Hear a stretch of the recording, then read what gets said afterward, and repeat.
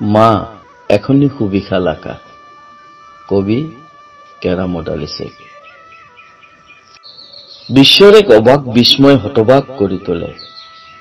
যতবাৰ সেই জীৱনলৈ উভতি চাওঁ, মুগ্ধতাত বিমোহিত হওঁ। ধুমুহাৰ গৰ্জনত, ৰদৰ ছা গুঞ্জনত, অনন্ত আবেগত তেওঁকেই বিচাৰি পাওঁ। মাৰ বৰ্ণজ্ঞান নাছিল চন্দ্ৰৰ ধাৰণা।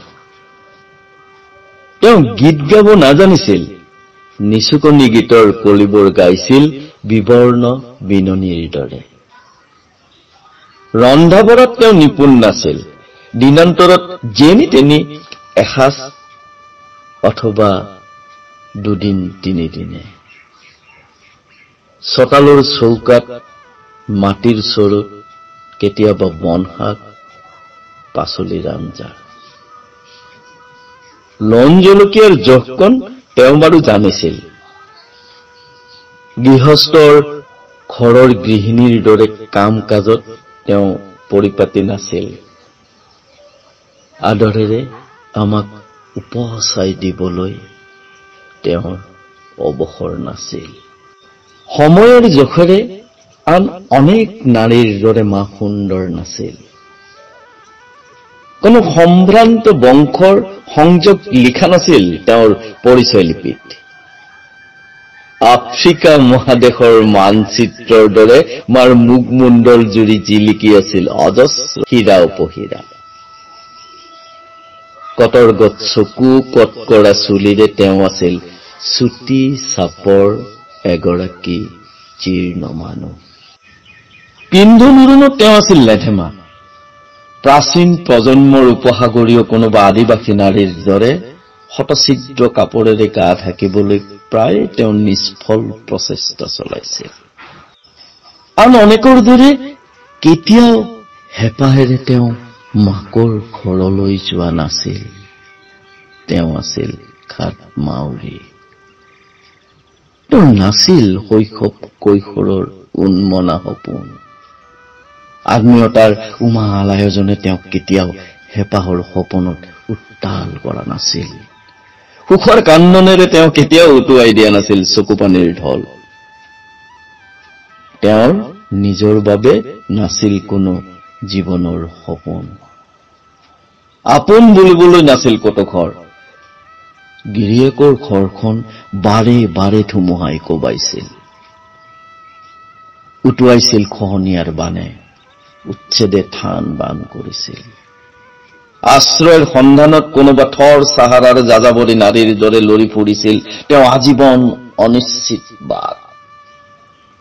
ভগাবেৰ টাপলি মাৰি তেওঁ ভাগৰি পৰিছিল। বৰষুণ সৰকা চালিৰে আৱৰা জেকামজিয়াত তেওঁ দুঃস্বপ্নৰ ৰাতি গণিছিল। দিনবল আছিল ক্ষুধাৰ যাতনা। বেমাৰ আজাৰত মাটিকে সাৱটি সংগোপনে চকুলো টুকিছিল। মা আছিল অনন্ত দুখেৰে দুখী। তেওঁ যেন নাংগেলিৰ মুলাক্কাৰাম দেখিছিল নিজৰে কপালৰ লিখনত। ভিয়েটনামী কিংফু অথবা বেডুইন বালিকা ইউছুফা। উচ্ছেদ শিবিৰৰ আত্মীয়বিহীন নামহীন কিশোৰীৰ ভৱিষ্যতহীন অসহায় ছবিত তেওঁ যেন নিজকেই দেখিছিল। ঘৃণা, পীড়ন, যাতনাৰ ভাবুকিয়ে তেওঁক বিধ্বস্ত কৰিছিল। তেওঁ আছিল লাঞ্ছনা অৱমাননাৰে জৰ্জৰিত তেনেই এক নিমাষিত প্ৰাণী। কোনোবা বিপ্লৱী নাৰীৰ দৰে বিখ্যাত ব্যক্তিত্বৰ অধিকাৰী তেওঁ নাছিল। শুনিবলৈ পোৱা নাছিল কোনো গৰ্গী, মেণ্ডেলা, ফুলে টেৰেছাৰ নাম। জনা নাছিল মাৰ্কছ এঞ্জেলছৰ সোঁ বাওঁ কোনো আদৰ্শৰ ইতিহাস। তেওঁৰ আছিল তেনেই এক নগণ্য জীৱন। তেওঁ বিচিত্ৰ জীৱনৰ অধিকাৰী আছিল। তেওঁ আছিল মাটিৰ পৃথিৱীৰ অনন্য ইতিহাস। সময়ে তেওঁক তিল তিলকৈ গঢ়ি তুলিছিল ইস্পাতৰ শিখাৰ দৰে। তেওঁ আছিল অপৰাজেয় ইচ্ছাশক্তিৰ এগৰাকী আদৰ্শবাদী মানুহ। মা আছিল বিশাল হৃদয়ৰ সুবিশাল আকাশ। সকলো ভাষাৰ বৰ্ণমালাই তেওঁৰ আচলৰ আশ্ৰয়ত বিকাশৰ প্ৰস্তুতি গাইছিল। তেওঁৰ মৰমৰ অতুলনীয় বিশ্বাসত জাগি উঠিছিল গ্ৰহ নক্ষত্ৰ তৰা। সঁচাকৈয়ে শূন্যতাৰ মাজত নিকট কপীয়াকৈ তেওঁ এখন জগত গঢ়ি তুলিছিল। আপচহীন অৱস্থিতিৰে অবিলতাৰ ঊৰ্ধত হিমালয়ৰ দৰে সুকঠিন আছিল তাৰ ভেটি। উপাদানবোৰ আছিল ত্যাগ, সততা আৰু বিশ্বাস। ধুমুহাই উচন কৰিব নোৱাৰা সুনিবিড় লক্ষ্য। মা আছিল মায়াময় মমতাৰ অতুলনীয় আধাৰ। কত বিনিদ্ৰ ৰাতি পাৰ কৰিছিল তেওঁ সন্তানৰ ভাৱনাত।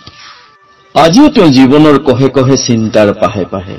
আজিও তেওঁ আৱৰি ৰাখে চেনেহৰ দেউকাৰে। দুৰ্য সাহসৰ আপ্ৰাণ উৎসাহেৰে জীৱনৰ বাৰ্তা উজ্বলাই তোলে।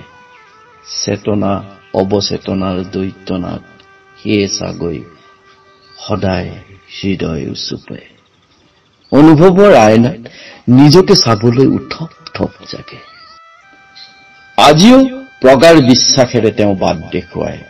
যি বিশ্বাসেৰে পাৰ হৈ আহিছিল ভৰ লুইতৰ উত্তাল বাৰিধিৰ নিৰাপত্তাহীন নিৰন্ন সময়। মা গণজীৱনৰ দেশকালৰ পৰিধি ভেদি সমগ্ৰ বিশ্বৰ যতেই সন্তানে বিপন্ন জীৱনৰ নিৰাশাত ভোগে, পৰিচয়হীনতাৰ জনাৰণ্যত বাট হেৰুৱাই, আশ্ৰয়ৰ আকুলতাত চকুলতুকে চেনেহৰ আচলেৰে তেওঁ মচি দিয়ে দুখৰ অসুখ। জীৱন জুৰি প্ৰজ্বলিত কৰে প্ৰত্যয়ৰ অনল শিখা। আজিও শিখৰ মেৰু পাৰাপাৰ মৰু দুৰ্দিনৰ বাটতো তেওঁ দুৰ্বাৰ সাহস। তেওঁক বৰ্ণাব নোৱাৰি কোনো বৰ্ণেৰে। ব্যাখ্যাহীন আৱেশেৰে মমতাৰ অপৰিসীম হৃদয় স্পৰ্শৰে উপলব্ধি কৰিব পাৰি দৰদী জীৱনৰ সুসংহত আয়োজনেৰে। মা চিৰদিন জীয়াই থাকে অন্তৰে অন্তৰে। যতেই কোনো অপত্য চেনেহৰ দৰদী ছবি দেখো, নাজানো কিয় আজিও দুচকু সেমেকে। মায়ে পৰিপূৰ্ণ জীৱনৰ সংগ্ৰামৰ অতুলনীয় বিশ্বাস, প্ৰত্যাশাৰ প্ৰজ্বলিত অমল আশ্বাস। হৃদয়ৰ সকলো আকুলতা ভেদি মা বিশ্বৰ এক অবাক বিস্ময়।